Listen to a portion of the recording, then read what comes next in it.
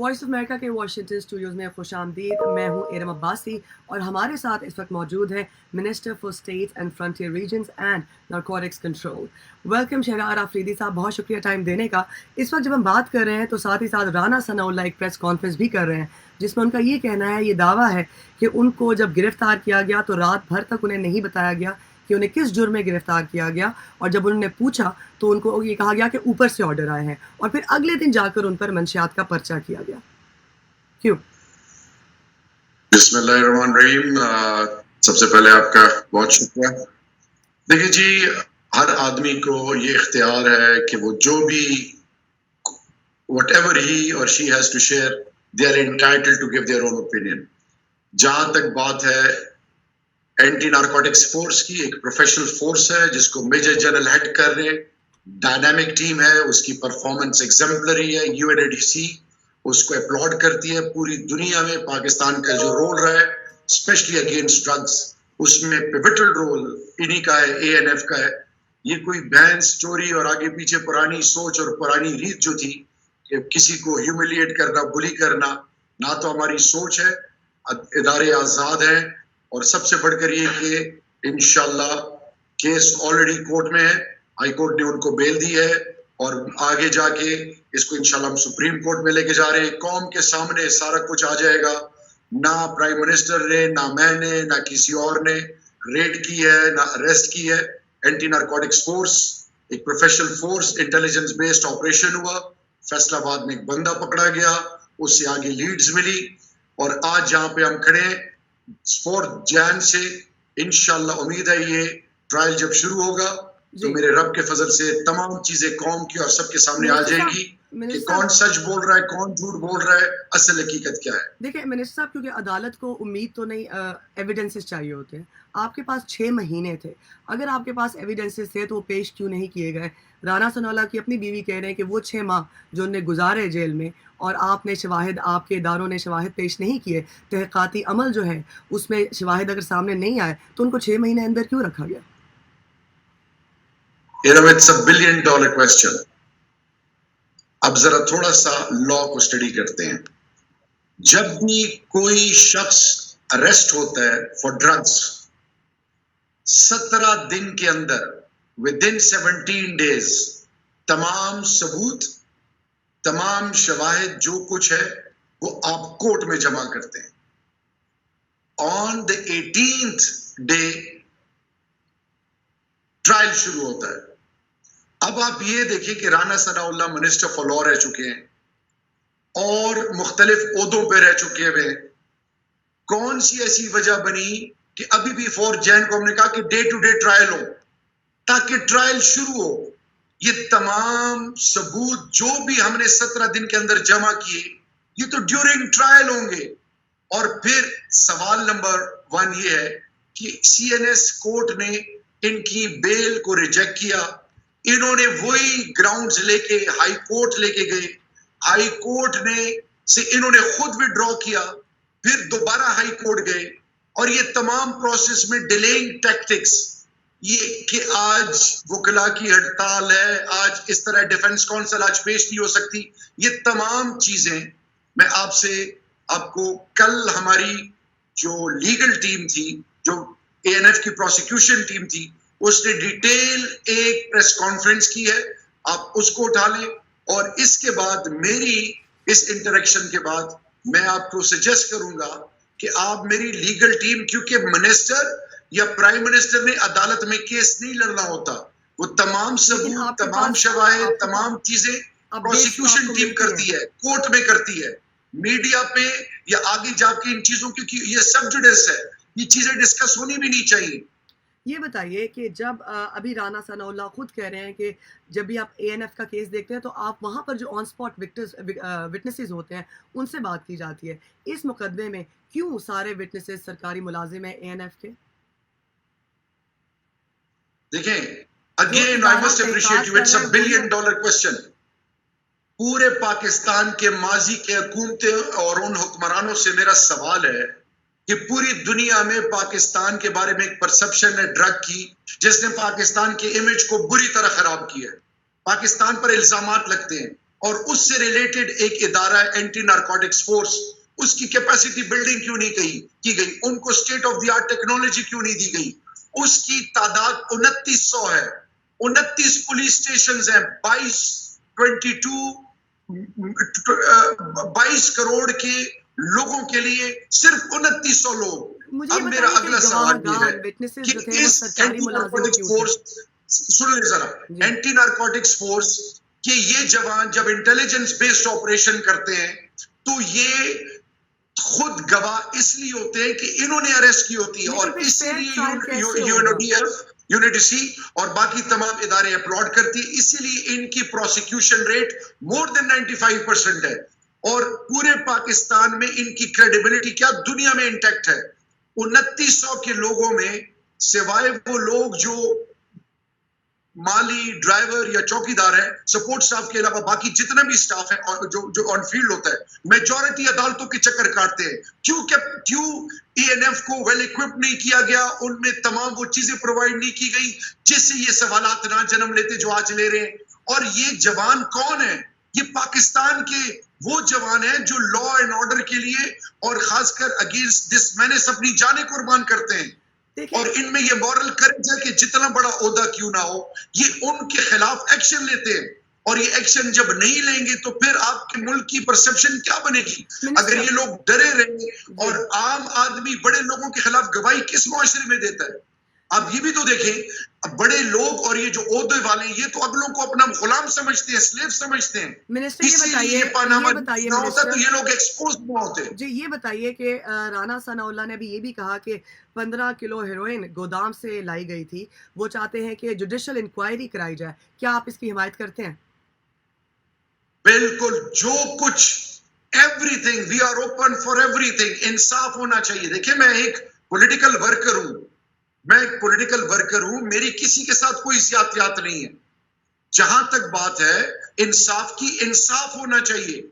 लेकिन ये जो तरीका इख्तियार हुआ, ये देखिए, अदालत ने फैसला करना है। ये केस अदालत में हल होना है, ना कि मीडिया पे, ना कि टॉक शोज में। एक परसेप्शन बना दी गई हुई है, खुदा के लिए। चाहे मैं देखिए, प्राइम मिनिस्टर के कैबिनेट के मेंबर्स हैं, जिस पे ऊपर इल्जाम लगता है या कुछ भी होता है, प्राइम मिनिस्टर से कहते हैं जाओ अपने आप को क्लियर करो, and only then you will be entitled to be a part of this team. अब एक बंदा कभी कुछ, कभी डीले, बहाने, मुख्तलिफ तरीके। अब ये वो राना साहब को बजाय इसके कि वो लेफ्ट राइट करें, अपने हवाले से ट्रायल में तमाम सबूत पेश करेंगे, वो बेगुनाह है। अदालत फैसला करेगी। आपने खुद जो है मिनिस्टर साहब, जी मिनिस्टर साहब, आपने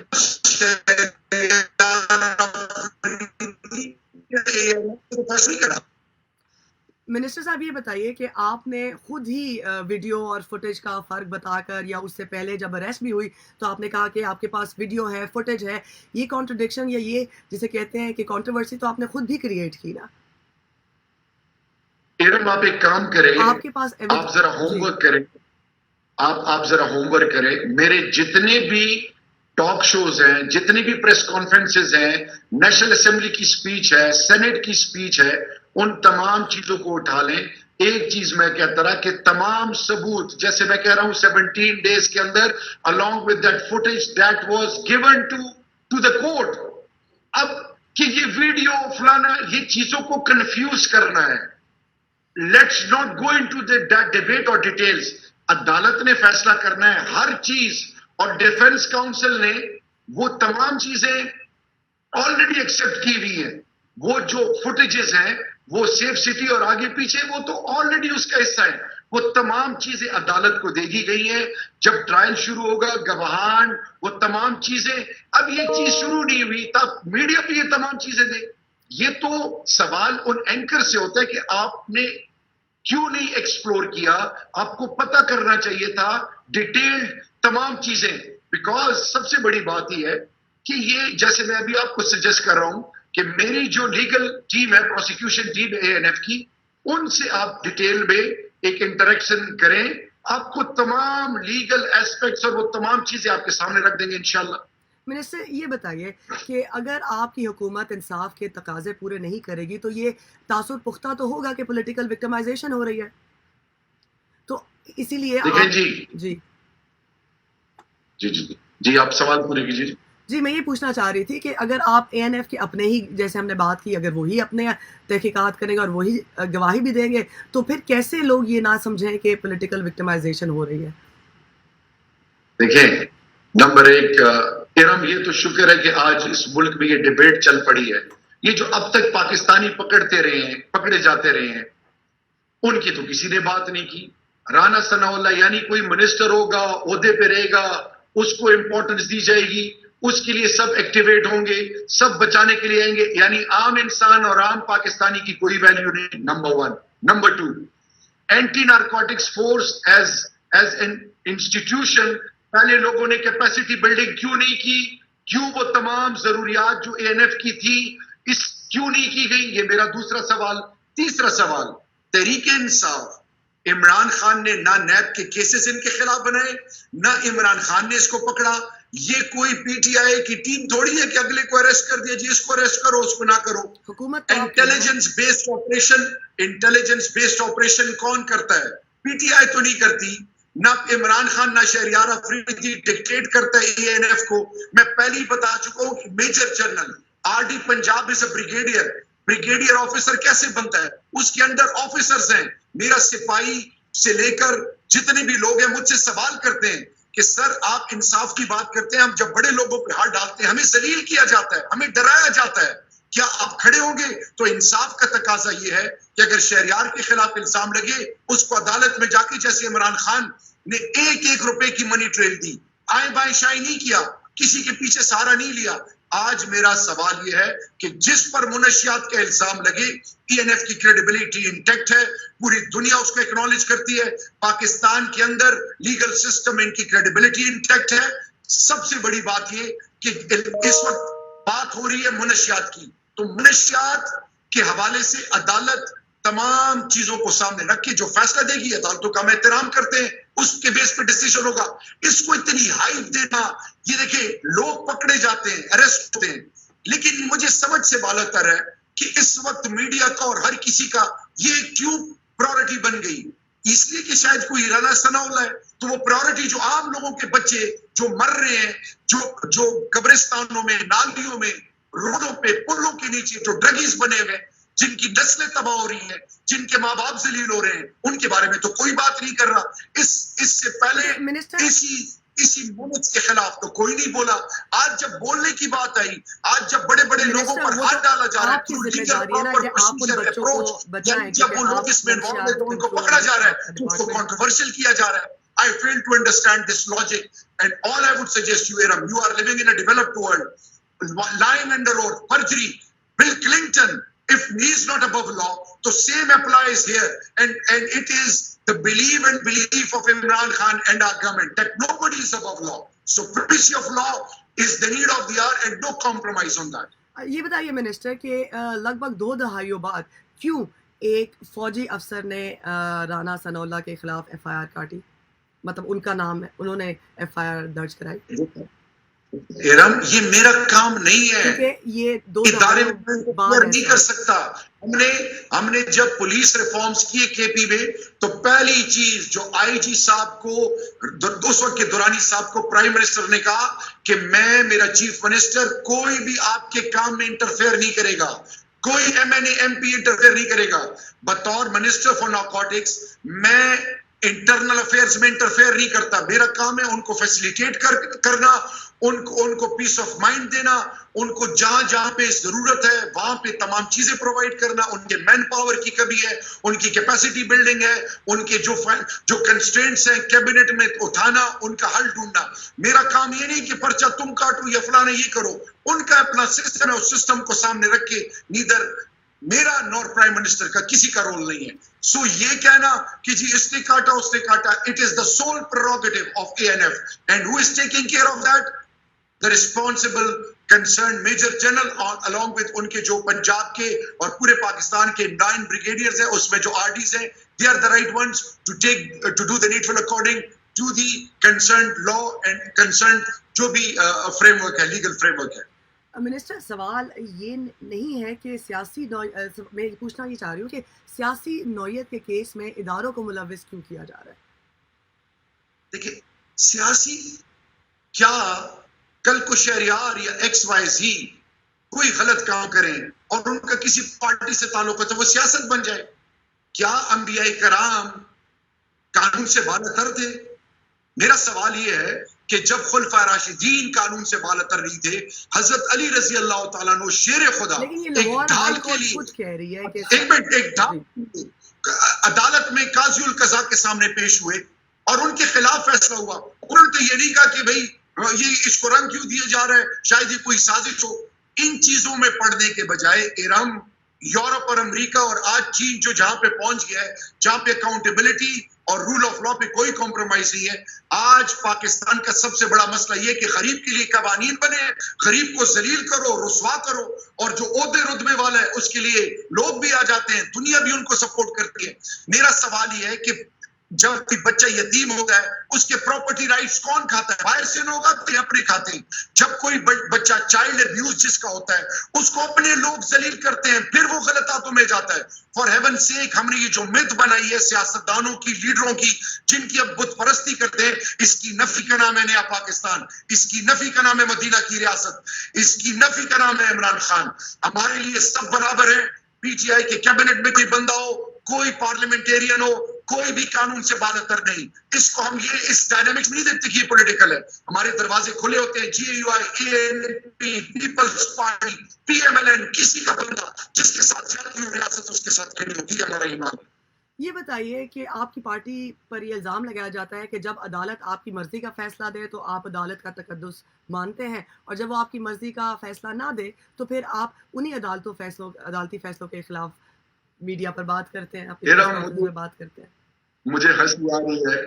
इमरान खान का कैरेक्टर देखें कि 62-63 पे रिमार्क्स आए और कहा गया कि पार्लियामान में 62-63 के हवाले से जो भी रिमार्क सुप्रीम कोर्ट ने दिए, तो पूरे पाकिस्तान की तारीख में और मौजूदा पॉलिटिकल लॉट में एक शख्स में मॉरल करेज थी। उन्होंने कहा कि जी इमरान खान ने कि अगर 62-63 पे मैं भी नहीं उतरता तो मुझे भी हक नहीं है। सवाल ये है कि अदालतों का हम एहतराम करते हैं, अदालतों के लिए जो रोल प्ले किया इमरान खान और तहरीक इंसाफ ने सबके सामने है। मेरे प्राइम मिनिस्टर ने जेल काटी है 1 हफ्ता, और सबसे बढ़कर ये कि प्राइम मिनिस्टर जब नहीं थे तो नवाज शरीफ जेल में था। इमरान खान जब प्राइम मिनिस्टर बने उनकी जमानत हुई, आज भी वो लंदन में है और वो इलाज के लिए गए थे। हमने हर लेवल पर, इवन जब ये एक्सटेंशन थी आर्मी चीफ की, हमने उसको खुले दिल से तमाम चीजें सामने रखे। हमने कोई ऐसी चीज नहीं की, कोई ऐसे प्रेस कॉन्फ्रेंसेस नहीं हुई जैसे ये बाकी पार्टियां करती हैं। जब उनके खिलाफ फैसला है तो भाई एक अलग कहानी। हमने तो नहीं कहा था किसी के हवाले से। अदालत जो फैसला करती है, जो किसी के बारे में रिमार्क्स देती है, चाहे हमारे बारे में, हम अदालत के आगे सर झुका के इसलिए खड़े कि मुहज़्ज़ब मुआशरों में अगर अदालत का एहतराम ना हो तो मुआशरे खत्म हो जाते हैं। हम अदालत की दिल से जान से एहतराम करते हैं। अदालत जो फैसले करेंगे हमें कबूल है। हमने तो कभी चैलेंज ही नहीं किया और ना हमसे कभी कोई ऐसी कोई हरकत अल्लाह करवाए।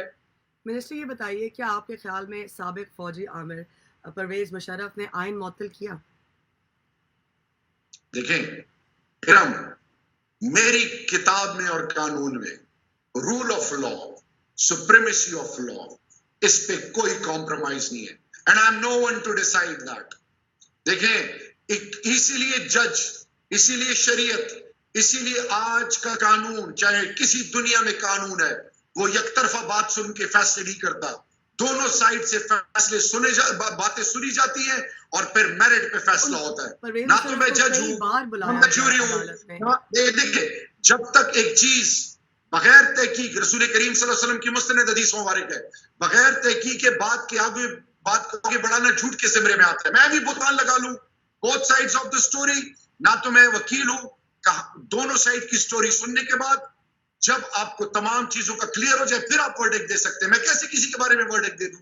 कई सालों तक उन्हें बुलाया गया परवेज मुशर्रफ को कि वो आकर अपनी सफाई पेश करें, कितने सालों तक नहीं दिया गया। कितनी चीजें पेंडिंग पड़ी हैं। हमूद रहमान केस, असगर खान, बाकी कितनी चीजें पड़ी हैं। जब तक अदालतें तमाम उन चीजों को और कंसर्न जिनके का ये काम है उनके बारे में जब ये लीगल प्रोसीजर्स के सामने जो भी डिसीजन लेंगे उनको मनवन कबूल किया जाएगा। लेकिन मेरा सवाल ये है कि हु एम आई, मैं कौन होता हूं? यानी पाकिस्तान में जो एक कल्चर था बोतानबाजी का, अगलों को जलील कराने का, अगलों को फंसाने का, किसी पे ब्लास्फेमी का इल्जाम लगा दिया, किसी का कुछ कर दिया, वो इसलिए पाकिस्तान में अब नहीं हो रहा। चाहे वो किसी मजहब का पैरोकार हो, चाहे किसी सोच का हो, किसी भी इलाके का हो, पाकिस्तान में उसकी इज्जत बराबर है। We all are the same, हम में से कोई कानून से बालतर नहीं। लेकिन ये वो मदीना की रियासत, ये वो नया पाकिस्तान और ये वो इमरान खान है जो इस चीज को इंशाल्लाह मनवन इम्प्लीमेंट करने के लिए दिन रात एक किए हुए, और we are working day and night for this cause इंशाल्लाह। मिनिस्टर साहब, मैं ये बात कहना चाह रही थी, आपसे पूछना चाह रही थी कि अदालतें ज़ाहिर बात है जज्बात पर तो नहीं चलती, वो शवाहिद पर चलती हैं। जैसे कि हमने राना सनाउल्लाह के केस की बात की तो वहाँ पर भी शवाहिद की कमी हमें नज़र आती है। परवेज़ मुशर्रफ की आप बात कर रहे हैं कि उनको मौका नहीं दिया गया, उनको कई साल बुलाते रहे हैं। तो आपको नहीं लगता कि पाकिस्तान इस वक्त जज्बात पर चल रहा है, आइन और कवानीन की बालादस्ती कम नज़र आती है? आपकी मासूमियत में मुझे यकीन करें, आपकी मासूमियत को सलाम है। इमरान खान ने कौम को शऊर दिया, पाकिस्तानियों को बताया कि तुम्हारे हकूक क्या है, तुम्हारे मसाइल हल कैसे होंगे। इमरान खान उनकी आवाज बने जिनकी कोई आवाज नहीं थी, जिनको कोई पूछता नहीं था, जिनका कोई वाली वारिस नहीं था। इनको बताया कि तुम्हारा पैसा कैसे लिया जा रहा है, इलेक्शन में तुम्हें लूटा कैसे जा रहा है, क्या पूरा निजाम तुम्हारे खिलाफ है, पूरा निजाम उनके लिए जो अनटचेबल्स बने हुए हैं उनके लिए कवानीन नहीं है, कवानीन सिर्फ तुम्हारे लिए। जलील होगे तो तुम होगे। आज इमरान खान ने पाकिस्तानी कौम को शऊर दिया। ये जो धरना, ये जो कल्चर, ये लोगों को एतमाद दिलाना किया, उठो अपनी आवाज के लिए जागो, अपनी आवाज, क्योंकि जालिम कौन होता है? वो नहीं जो जुल्म बर्दाश्त करे, वो नहीं जो जुल्म करता है, जालिम होता है जो जुल्म बर्दाश्त करता है। तो मेरी बहन प्लीज, कोई कंफ्यूजन नहीं है, we are very clear, we know what we are up to, and let me assure you, remember these words of mine, and मेरी आंखें और मेरा चेहरा देख लें, पाकिस्तान बदल गया है। Future belongs to us, by us we mean to save the people of Pakistan. अब हम इंटरनेशनली ग्लोबली कंपीट करना शुरू हो गए हैं। Things have changed by leaps and bounds. लोगों का कॉन्फिडेंस रिस्टोर हो रहा है, फॉरेन इन्वेस्टमेंट आनी शुरू हो गई है। आम पाकिस्तानी को अब अपना आप कमजोर नहीं लग रहा। कोई शिया सुन्नी देवबंदी बरेली, इसी तरह किसी मजहब के मानने वाले, चाहे मसीह हो, चाहे हिंदू हो, चाहे सिख हो, अब पाकिस्तानी की बात होगी, अब इंसान की बात होगी और ह्यूमन डिग्निटी की बात हो रही है। जी मिनिस्टर, आखिरी सवाल, जो तस्वीर पाकिस्तान की आप खींच रहे हैं, क्योंकि अब आपको भी हुकूमत में काफ़ी अरसा हो गया है, तो अक्सर एक ये भी इल्ज़ाम लगता है पीटीआई पे कि वो अभी तक अपोजिशन की तरह बिहेव करती रहती है जब भी बात पॉलिसीज़ की होती है। तो अब जब आप खुद हुकूमत में हैं, आप पाकिस्तान की, अगर हम प्रेस फ्रीडम पे बात करें, इंसानी हकूक़ की खिलाफ वर्जियों की बात करें, तो जो तस्वीर आप पेंट कर रहे हैं, आपको नहीं लगता कि वो हकीकत से दूर है? देखिए, मैं मान जाऊं जिस मुल्क में आप बैठी हुई हैं, उनकी नेशनल सिक्योरिटी, शिकागो में सबसे ज्यादा ह्यूमन राइट्स वायलेशन होती है। शिकागो में इंसानियत की तजलील हो रही है। किसी मीडिया, किसी अखबार में कोई खबर देखी आपने? तो मिनिस्टर साहब, इसका ये मतलब तो नहीं कि पाकिस्तान में ये जायज है, अगर अमेरिका में हो रहा तो? Let me complete.